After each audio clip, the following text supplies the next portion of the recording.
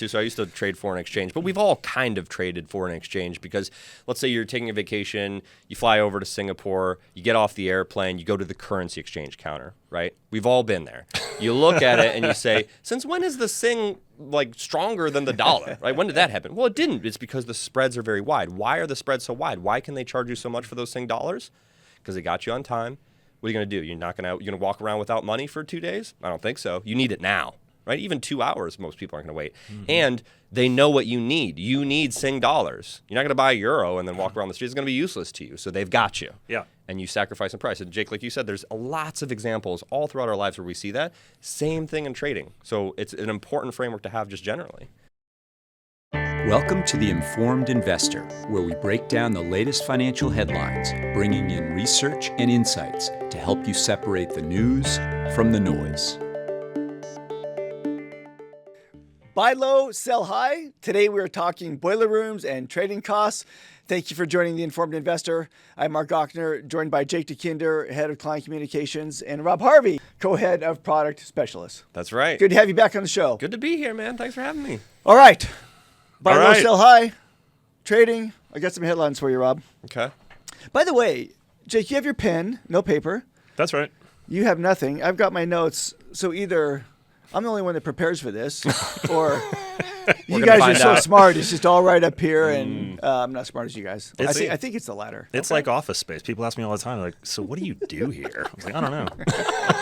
I got a pen, though. I got a pen. I got a pen. I'm ready. Headline: Investing versus trading. What's the difference? Your active ETF is cheap, but your trade might not be. I like that one. So that's a good one because it opens the door for trading costs and how important that is in terms of your return. It can be very expensive for the investor depending. Yeah, that's right. I like how it's phrased too, trading cost, right? And we have to think about trading that way, which is anytime you go to market, you're going to pay. You're going to pay some explicit cost. You're going to pay some implicit cost. We're going to kind of unpack what that is.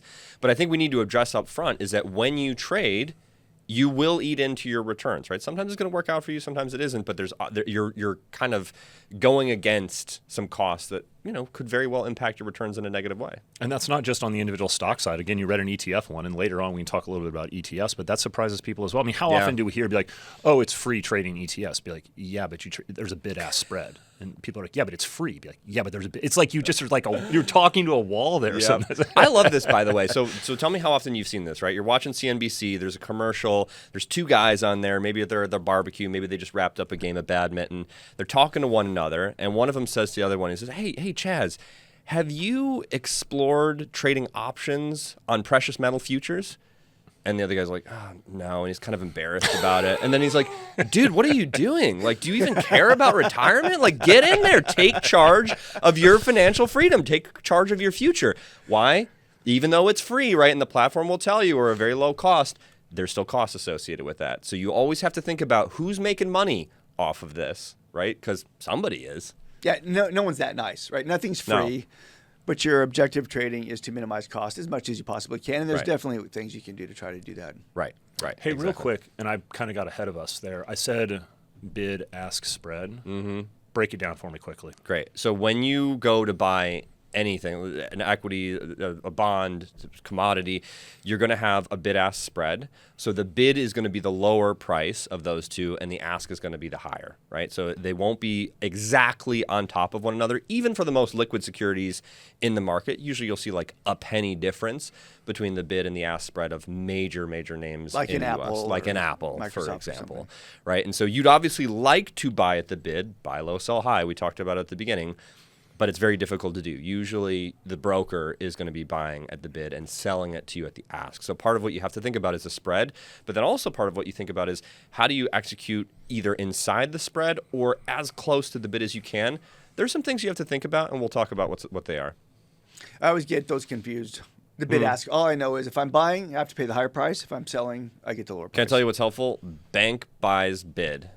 So your broker buys bid, either one that you want to think about. And then you think, okay, they're probably doing that because they want to do that, right? That's a good thing for them. That helps you keep it straight.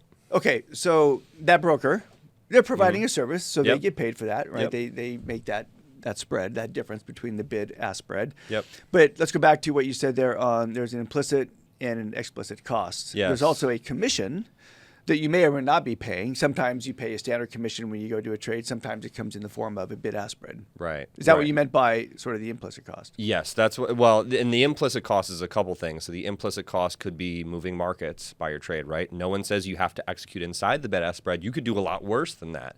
So if you have a huge amount of volume coming to market, if you're demanding liquidity, you can actually go beyond the bid-ask spread in a bad way. You can also, cross the spread. You'd like to buy at the bid, but maybe you end up buying at the ask. Also not great. Those are implicit costs. Explicit costs are things you're going to pay pretty much every time you go to market. You got to pay your broker. You got to pay your custodian, right? There's exchange fees associated with that. And we can't ignore that part of this either, because it sounds like, like you were saying, Jake, like there's good deals out there from explicit costs. I want to talk about this for a second, because it can be difficult to determine how much your asset manager is paying.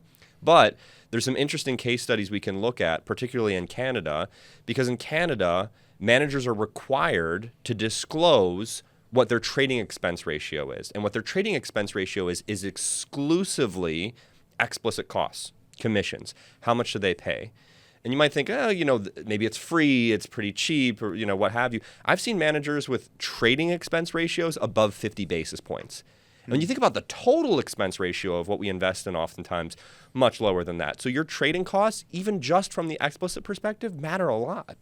Well, you've been a portfolio manager in our London office, right? Yeah. You manage portfolios all around the world, here in the U.S. as well. So, it's a fair comment. Sometimes the trading cost is more expensive than the expense ratio. Can of a be. particular fund. Can be. So part of it depends on how careful are you when you go to market, but then also part of it is how often do you go to market, right? The more you trade, the more expense you're going to incur. So you have to look at the turnover, but also what's the strategy of the manager when they go to market. That's important too. We should also note too that this stuff is not consistent through time. So whether it's time of day, whether it's a time of year, whether it's major events that are going on, maybe it's just individual securities are going to have different volumes because of how big they are or how large they are, that there's a lot that really starts to go into those potential costs that you could be paying. And again, I don't think a lot of people realize that, whether it's at the individual, you're an investor and you're going and you're trading stocks or ETFs yourself, or whether you're a manager, an asset manager, and you're doing this stuff, like you really have to understand that, because at the end of the day, there's only one spot where all of that comes from, and it's the return you take home as an investor. And if you're not smart about what you do, you're going to eat into the returns. Yeah. Absolutely. And I think that's a good way to think about trading costs is your portfolio is doing hopefully what you want it to, right? You've done your diligence on the manager. How do you protect as much of that as you can? Because there are ways to eat away at that.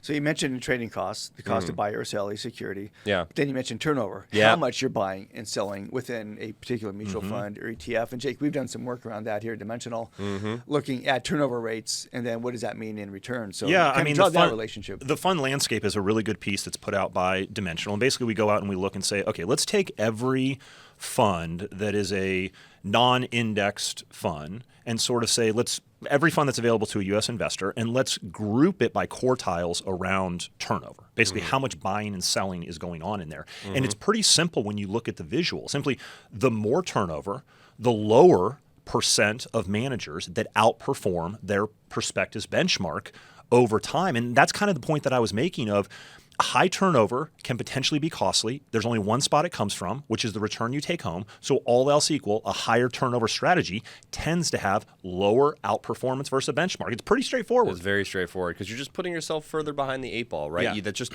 more of a hurdle you have to clear. But I want to point this out because you're right, and it's linear too, right? The lower you do tends to be the better you do, like in terms of turnover. But so some people might be thinking, okay, well, maybe they're in an index fund, right? So maybe they're in the Russell 3000. So if you start the year in the Russell 3000 and you want to end the year in the Russell 3000, how much turnover do you have to do throughout the year? Some people will say 0, right? You start with the Russell 3000, you end with the Russell 3000. But actually, because of dividends, because of cash you get from corporate actions, for example, constituents are changing, your turnover won't be 0. So you can't ever get to 0. You can't just say, I won't worry about it, right? You have to think about it and have to have a strategy for it. Lower is better, but thinking about how you approach it is important. So one thing that I think about often is my grandma never learned how to drive on highways. Couldn't figure out how to merge. And for her, when she would just drive around in Chicago, like she could get from and around her neighborhood pretty easily, If you want to go anywhere else to another neighborhood in Chicago, you got to get on the expressway. And if you don't know how to do that, your experience is going to be very painful. So you can't just close your eyes and say, I just won't do it. Same thing with turnover in a portfolio. You have to learn how to trade effectively. Otherwise, your experience is going to be worse. Keeping it lower is better, but you have to learn how to do it. And it's a good point. You have to learn how to do it because otherwise, think about that. So I buy a portfolio on day one, and I'm not comfortable with any type of turnover. What's going to likely happen to my strategy over time is it's going to move kind of off target, right? Because security prices change and all of those. So it's sort of a requirement of you have to be able to trade the portfolio to keep it focused on what the objectives are. Right. So when you do it, you have to know how to do it intelligently. Excellent. Well, so for example, you're a small cap portfolio. You're buying small stocks. Some of them do well. Right, they get bigger, higher market cap. Price goes up. They don't fit the strategy anymore, so you got to sell them off and go buy small.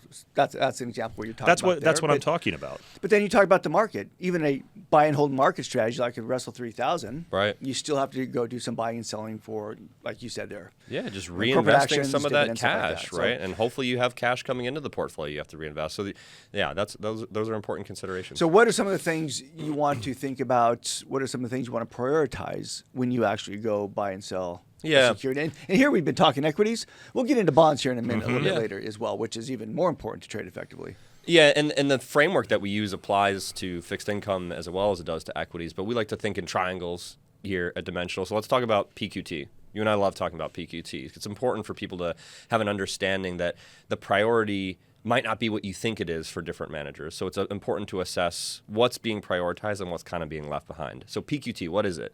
Price, quantity, and time. If you've ever heard the expression good, fast, cheap, you can't get all three, pick two. Same thing applies to trading. You can't get what you want when you want it, the price you want it. You have to choose what you want to prioritize. So do you care about your execution price? Do you care about your quantity, meaning not just how much, but the certain names? Like if you're really attached to a certain name, getting that in your portfolio, that's quantity. And then time. How fast do you want to execute? What does your time horizon look like?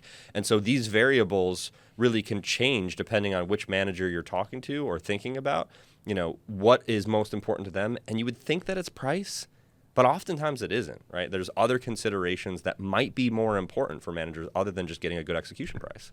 So walk through. So give me motivation.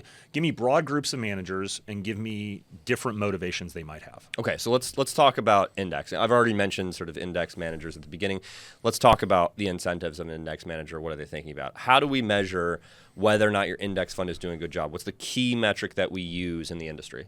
Tracking error. Yeah, Tracking typically, error. yeah. Are you looking like the benchmark? Are you looking like the benchmark, right? That's what it's saying. So you don't want to outperform, you don't want to underperform, you want to perform exactly in line. So when you think about PQT in that format, what's most important for you as an index fund manager?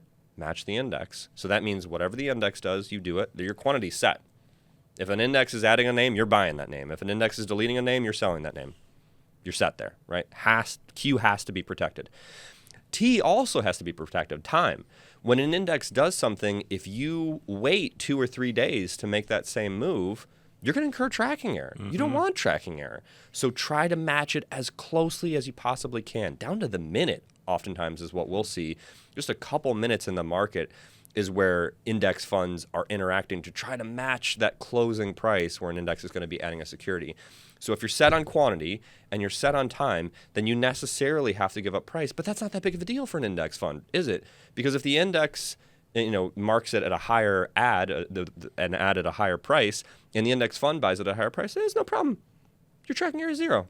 So as long as they're with one another for that higher price, so that's, I think, something important to consider with an index fund is that the incentives aren't to necessarily get a better price. Quantity and time come first. Now let's talk about active managers. Also, sort of through that same framework. So what do active managers do? They do fundamental analysis most of the time, when you think about traditional stock picking managers. So they have a name that they like. If you really like Ford as an active manager, can you go out and buy GM instead?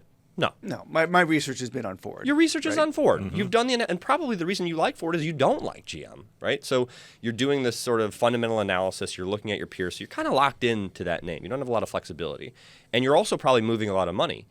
Active managers tend to have higher concentration in their portfolio, so there's more to move. Locked into quantity.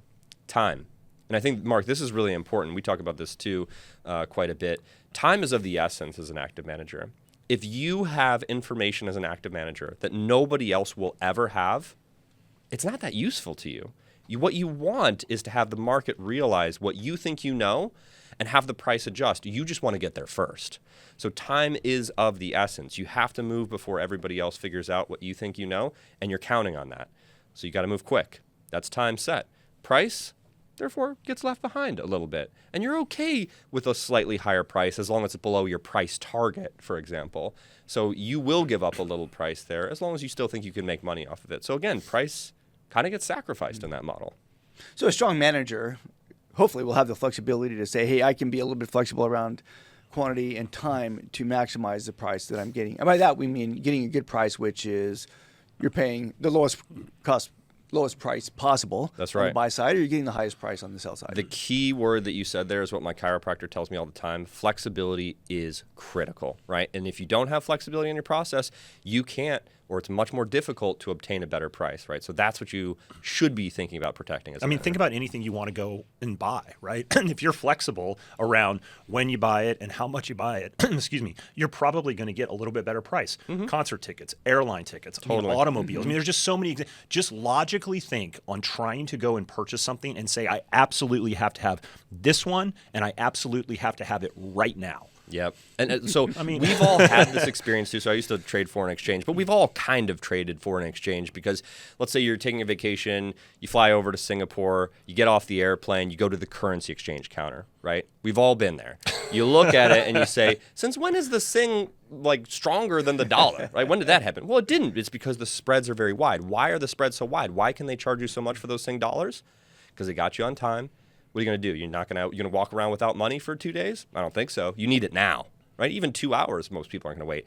And they know what you need. You need Sing dollars. You're not going to buy a euro and then walk around the street. It's going to be useless to you. So they've got you. Yeah. And you sacrifice in price. And Jake, like you said, there's lots of examples all throughout our lives where we see that. Same thing in trading. So it's an important framework to have just generally.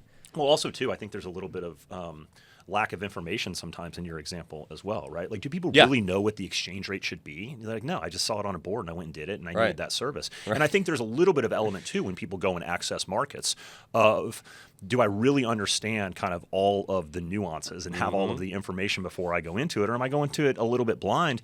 And you mentioned bonds, and I think that's a market where you really have to understand what you're doing if you're going and buying and selling individual bonds, because they don't trade on an exchange like stocks. So those spreads for bonds in terms of the yield that you might get on a particular bond can be really wide, and you may not even have that information. Yep, absolutely true. You guys gave some good examples of how, like, price, quantity, time, we incorporate in our day-to-day lives, and it makes perfect sense. Yet, when you extend that into the world of trading, sometimes it can be so confusing or complicated. You hear about this high-frequency trading, there's algorithms, there's all this stuff.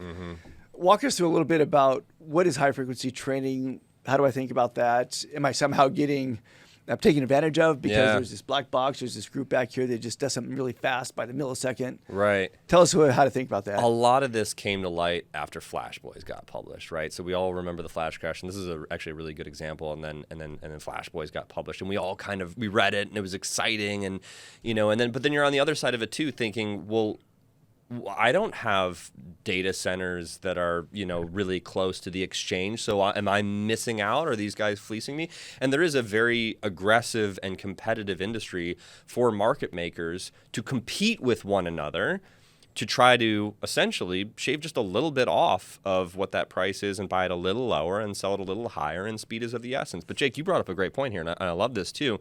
You don't have to play that game as an investor. There are other options out there. You just think about doing it a better way. So maybe that's a good chance for you to elaborate a little on that. Well, I mean, look, as an individual investor, are you really going to get in and compete with those big boys and try to build fiber optic cables that are going to allow you to access the exchanges a little bit quicker? And I think when people hear about high frequency trading, algorithmic trading, we're getting a lot of questions now about AI and how that impacts markets and impacts trading. People almost get a little bit concerned of somehow the markets aren't going to work right, or something's going to go wrong, or I don't understand it.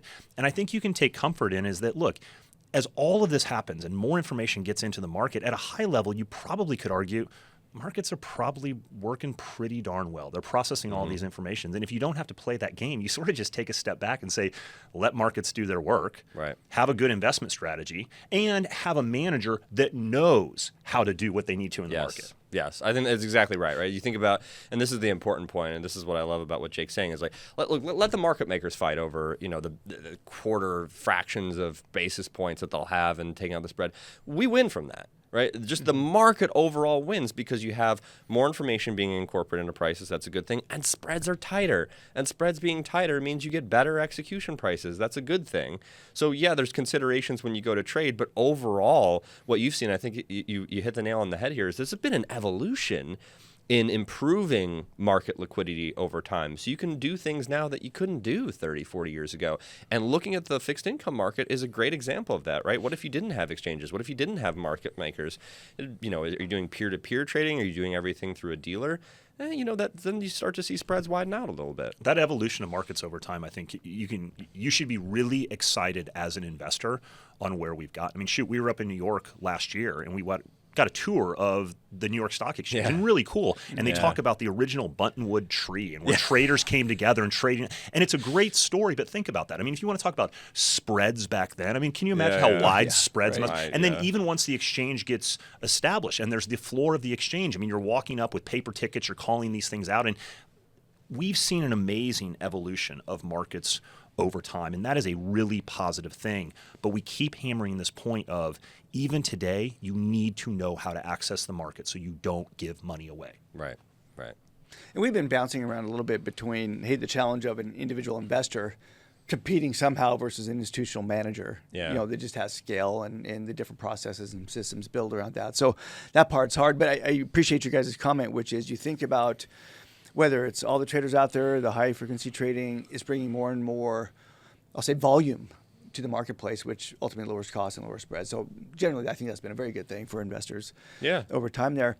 But sometimes you do hear about things like a fat finger trade or a flash crash or some of these things that kind of unsettles people. So walk us through things like that. And when you do get into some of these weird time periods, what can be an effective strategy when you think about transacting? Yeah, so we have to remember, even though there's really advanced algorithms that have been built, they were built by humans. So humans are imperfect, and therefore the algorithms that they build are also imperfect. So this is kind of what the flash crash and some of these fat fingers have resulted in weird things happening in the market and massive dislocations from reality as we understand it the day before and the day after and what happens in the moment.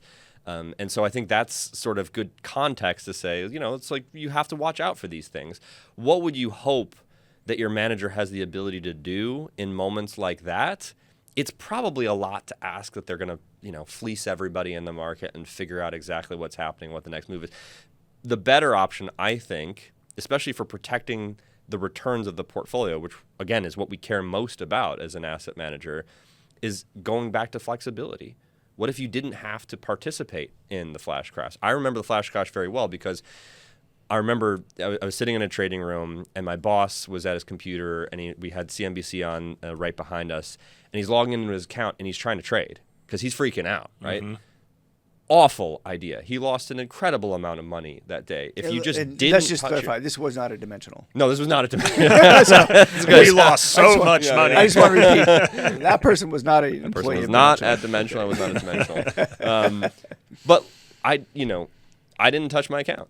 That was a better result for me, right? And I think having that flexibility to step back and think, whoa, hold on.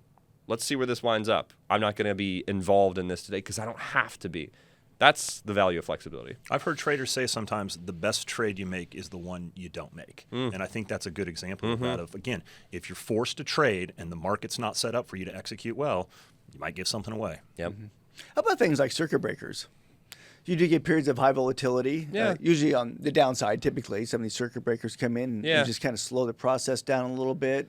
What are your experiences around those? I mean, that's the thing with circuit breakers, which is if the market is actually moving lower because there's information coming into market prices where it actually should be pushing it lower, you're delaying the inevitable. So what you've seen sometimes these circuit breakers, particularly in emerging market countries, might not be like a day. It might last quite a bit longer than that because you're trying to slow down ultimately the inevitable.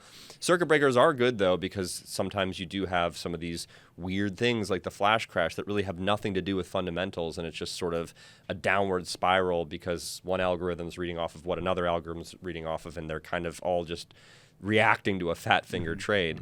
So it's not necessarily a bad thing, but we do have to step back and think, well, the function of trading in the market is to inject information into it, right? That's one of the benefits you can have. Yes, there's the advantage of getting out of something and getting into something, but we can also view it from the perspective of people all over the world are spending trillions of dollars to inject information into the market, and that's good. Then we learn something about securities' expected returns and what their price is according to the masses, which, again, as we've talked about, from active managers trying to beat it, is really a tough benchmark, right? The market tends to do a pretty good job pricing things. Not perfect, but pretty good. How about time of day? Is that important when you think about transacting? And kind of where I'm going with that too is for an individual investor or even a financial professional that's going out there and buying ETFs. Yeah. We've gotten questions of that as active ETFs have really become pretty prominent in the industry. Yeah.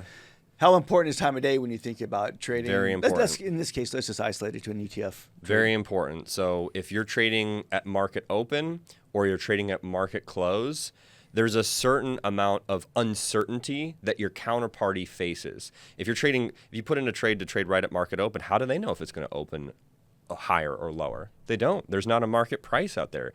So your spreads tend to be a little bit wider at the open and a little bit wider at the close because you don't know what it's going to look like tomorrow. So those are good examples of, even though there is volume at the open and the close, maybe not the best time to execute, just because if you're forcing somebody else to wear risk, they're going to charge you for it. So that's a danger. And same thing with FOMC announcements, right? You tend to see spreads widen out a little bit around Fed announcements because it's going to move markets. Who knows what's going to happen, right? Even if there's a high degree of confidence, there's always a risk. And risk, if you're asking someone to take it, is going to cost you something. That's ultimately the punchline. If your job is to match buyers and sellers or keep any of these things on your books for any period of time, and there's greater uncertainty, what are you going to do? You're going to charge people for it. Totally. And how does that show up? It shows up in wider bid-ask spreads. Yep. Yeah. And I want to talk about this too from the context, because now you're starting to hear about more about like 24/7 trading, Right, yeah, or like a bunch of headlines. 23/6 or something like that. It's not quite 24/7. But I think this is important too, is like when you look at other asset classes or even just equities that trade after hours, when there aren't these market makers involved, when their computers are shut down, you see some pretty wild things. So I used to run the share repurchase program at a different company prior to when I came here. And I remember very clearly after hours, Mark Hurd, who was the former CEO of HP, was ousted in a pretty surprising move. Most people didn't see that coming. And I remember watching CNBC, and at the bottom, they've got like a ticker showing after hours trades. And the ticker HP had a lot of volume for it. After this news broke. HP is not the ticker for the company HP, Hewlett Packard. It's the ticker for Helmerich & Payne, which is an energy company. So people get into the market thinking, okay, I see HP, I'm going to log into my brokerage account and trade HP because those two things are the same. They're not the same, right? And so you see some pretty wild dislocations in the market sometimes after hours. And of course, by the time open next day, it's corrected, right? Because no one's going to sort of let that go. A market maker is going to see that and enjoy that opportunity. But you do see wild things after hours. You do see wild things on the weekend, for example, and you're trading crypto if you are, which I can't say I recommend it. But like those are good examples to say, like, hey, actually having a market maker involved is maybe a good thing. So we think about our trading then, the trading costs, a couple of things that are really important to that is a way to minimize that bid-ask spread around that. Be clear on your priorities. You got price, quantity, and time. You can get two of the three. Which one are you going to give up on that one? And then, Jake, we talked about generally turnover, how much buying and selling. There's always a cost to buy and sell. So the strategy is to minimize that cost. And one way to do that is not trade that much. Do buying and selling. And I guess the last thing I'll get you guys' thoughts on this is if you're an individual investor and you're out there doing your own trading, whether it's a stock or a bond, and you're going up against an institution, you're probably going to be on the short side of that one, right? Where they have the experts in the space, the systems, the processes, it's just a tough one to go against. as an Very individual. tough. And even they are going to have a tough time because they're not the only ones in the market. But again, you're going to be egged on by the platforms and the brokerages that are saying you can do it. And if you're not doing it, you're a fool, right? You're not taking charge of your financial freedom. So you're kind of being encouraged to do it. You need to take a step back though and say, who else is in this space? And is it on expectation, should I be able to compete with them, or would I even want to, right? Now just focus on what your portfolio is meant to do. That's really where your long-term returns are going to be coming from. What would you add to that, Jake? He's the expert. I got nothing. If you had your notes, then maybe you'd have something. Gochner, you've known me for 15 years. I don't do notes. No, you don't. And you're still really good at it. All right, everybody. Hey, thank you for joining the Informed Investor today. We appreciate your time. Be sure to check out that little survey down below there. We'd love to get some of your ideas for future topics that we can bring up on the show. And some of the questions we have been getting have been around this idea of an equal weighted strategy. We have market cap weighting. We also have an equal weighted strategy, maybe a way to reduce some of the exposure you get, particularly to the Mag 7 stocks. We'll come in and talk about that as a viable strategy. Thanks for joining and have a fantastic day.